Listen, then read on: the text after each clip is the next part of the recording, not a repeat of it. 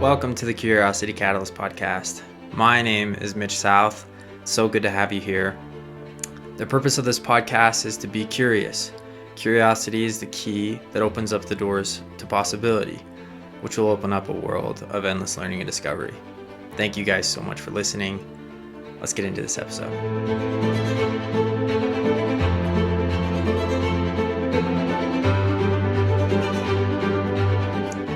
Wow, you guys made it another week. Thank you guys, those of you who listen to this. It means a lot just because I try to put a lot of work into this and try to research and learn about some of these different topics. And so thank you so much for listening. The quote of the week this week is from a man named Marcus Aurelius. Now, he was the last of the good 5 emperors. That's how they referred to him. And he was a really big supporter of Stoic philosophy, which I'll get into in a minute. But the quote goes, "The impediment to action advances action. What stands in the way becomes the way." Now, when I first heard this quote, I didn't quite understand what it meant when it said, what stands in the way becomes the way. Because I thought, well, if there's a wall in the way, how can that become the way if there's a wall, right? When in reality, if all you have to do is walk down a path and there's no obstacles in the way, then the action of walking doesn't really become that advanced. But what would happen if a wall all of a sudden popped up in the middle of a street that you always go down? What would you have to do? What if you couldn't take away the wall? Or what if you could? If you think about it, everything that wall represents is an opportunity. It's an opportunity to find a way around it, to go over it, to make a ladder, to make stairs, to fly over it, to jump over it. Whatever it would be, that improves your action. It becomes the best way to improve yourself. And so that impediment or obstacle becomes the way that you improve. Because that obstacle was there, you improve. Now, Marcus Aurelius, he is an amazing guy.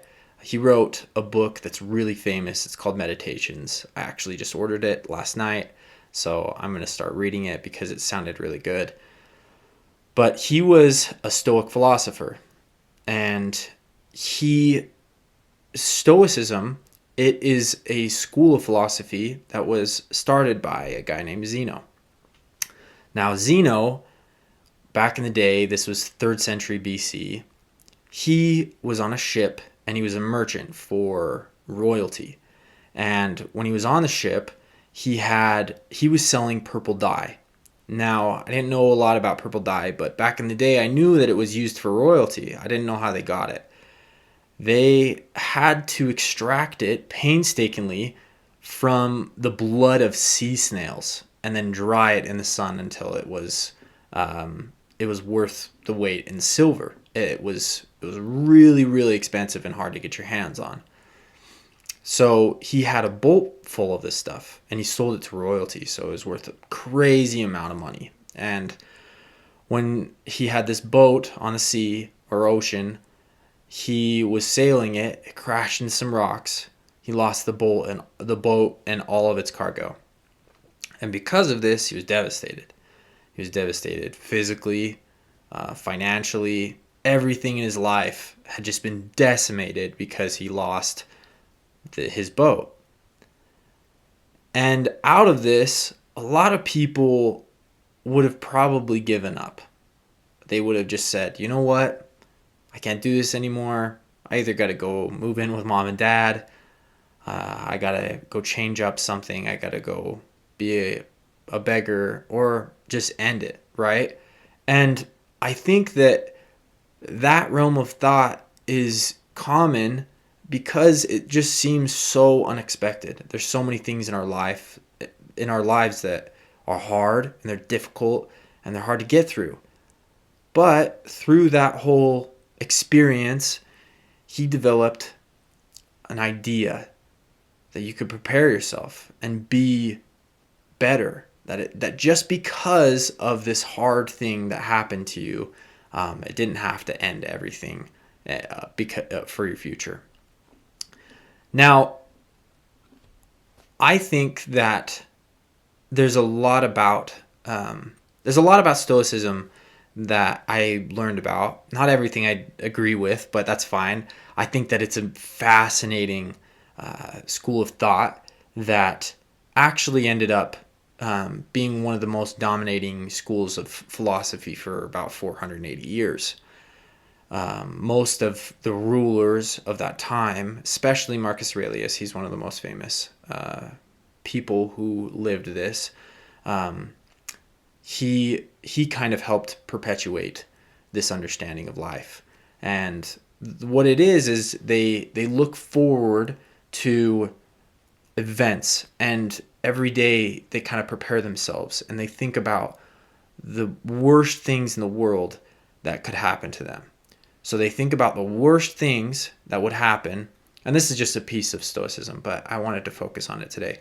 So they look ahead and they focus on the worst thing that could happen, and they prepare themselves mentally because they don't want to be affected, or they don't want to have this ruin their life. Because what the whole purpose is built off of is when you're out in the rain and it starts, or when you're outside and it starts raining, most of the time people don't get that upset because rain is kind of an unexpected thing. And because it's so unexpected, we have learned to expect it. We know that it's random and that we can't really predict it. And so we're not that upset when it happens. We've mentally prepared ourselves for that rain and for those hard times. And so the idea is that whatever the obstacle is, you can mentally prepare yourself for that thing. And as I was thinking about it, it was funny because about a week ago I watched a video from Lex Friedman. And for those of you that don't know who Lex is, he's a professor at MIT. I think he teaches some courses there, and he's just a brilliant person. He's a young guy who he talks a lot about AI. So I kind of feel like I connect with him in some ways just because I think he's amazing. I think a lot of the things that he does are super interesting. And so when I was watching his video of It Was a Day in His Life, the beginning, he started out with a mantra. And a mantra is just something that he goes through every morning and that he built. And he outlined it with 7 different parts. And so starting last week, I did the same. I made my own mantra. And the parts are rules and constraints, gratitude, long-term goals, short-term goals, visualize the day, and core principles. Now, the first part, rules and constraints, deals with just the rules that you have throughout the day. You go over everything that you want to constrict yourself with. So a big one is social media. How long are you going to be on social media today? Because for me, I already have it on my phone programmed that I only have 8 minutes for each app. And once the 8 minutes goes up, the timer clicks off and it shuts off that app. And I don't even know the password to it. Only Julia does. And so that's the way I kind of help constrain myself. Another one is diet, which I started tracking with an app called Nutritionix. It's nutrition and then IX, and there's just a little app. It helps you keep track of things. And there's a couple other things, but that's mainly what that part does. The next part is gratitude. And the reason I brought up the mantra was because of this gratitude section. So this gratitude section is really interesting because, like the Stoicism believes you can prepare yourself for bad things that come. So what's really interesting about this gratitude section that Lex does is that you sit and you kind of meditate for a second and you think about your life. And every morning when you wake up, first thing you do is just go over this. And as you go through this gratitude section, you imagine that today's the last day. That today is the last day of your life. And you go through all of the things that you're grateful for. And you just think about it. Think about all of the things that you've accomplished, all of the things that you've left behind. And you learn to be grateful for everything. And you prepare yourself mentally for if that ever happens. And being in a good standing so that when something like that happens, it doesn't wreck everything of who you are. Jordan Peterson, he always says, you have to be the strongest man at your father's funeral. And what I think he means by that is you prepare yourself by becoming the strongest person you can, because everyone else, they need the support. And so the cool thing about this idea is that you don't have to be devastated if bad things come onto you. And so that's been kind of an interesting thing, an interesting part that I learned from Lex that I've really liked. The other things are long-term goals. That's 5 to 10 years. Short-term goals, I think by the end of the year. Then I visualize the day. I go through every action of what I'm going to do. And then the last one is core principles. And I just made up my own core principles. And this whole mantra is going to shift and change and develop, I hope. But the core principles are things like I will be kind. I will love my wife and my family and show my love. I will be grateful for everything that I have. And there's a bunch more. I do 10. And I try to confine that to 10 so that I can continually change it and learn and really kind of shift who my core is and who I am. Now, after I kind of was reading about all of these things, the same lesson kept coming back in, and it just felt like it was hitting me.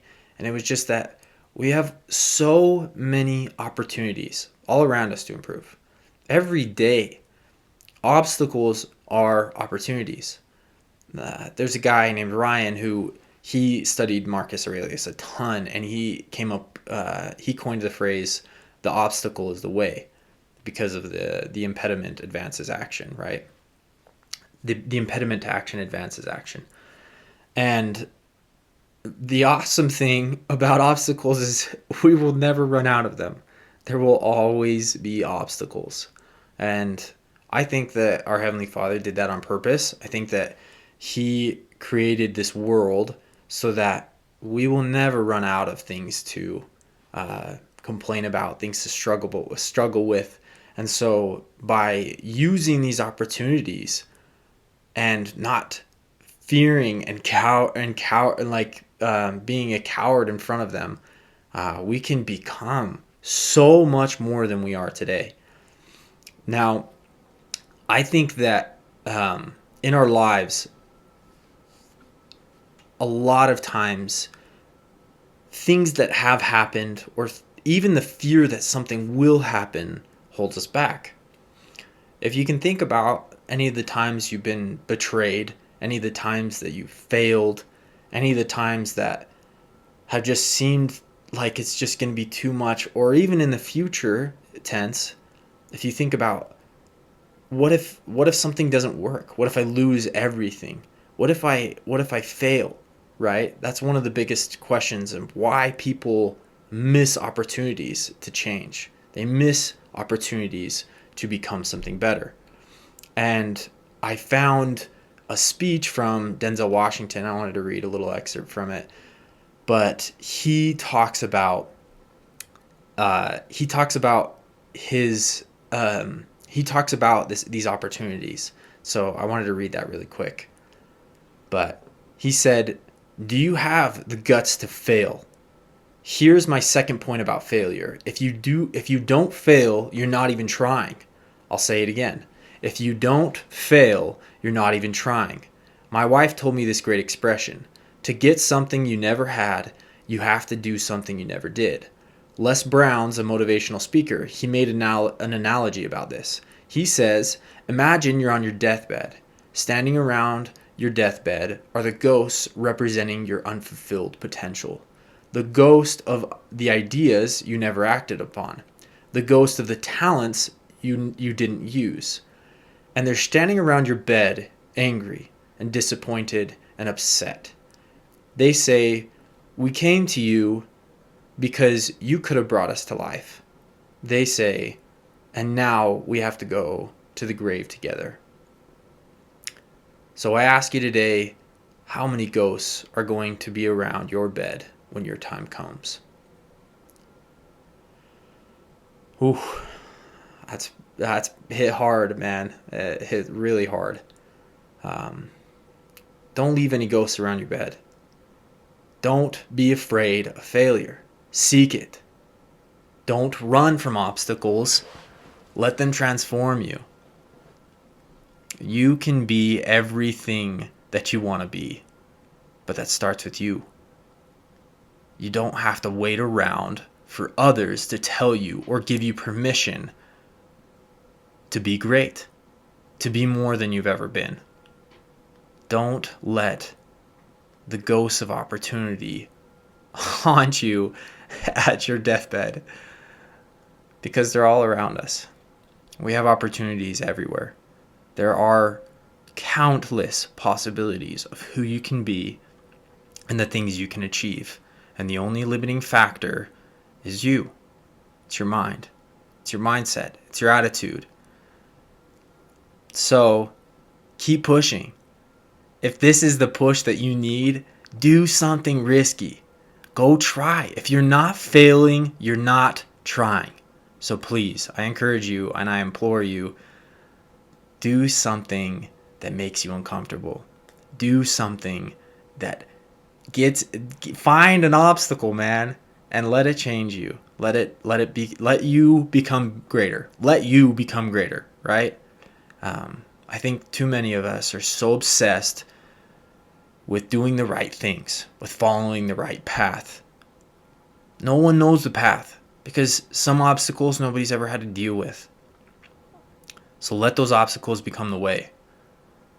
Now, I just wanted to thank you guys for being here. Remember, keep learning, keep pushing. Curiosity is the key that opens up the doors of possibility. Thank you guys so much. I'll see you next week.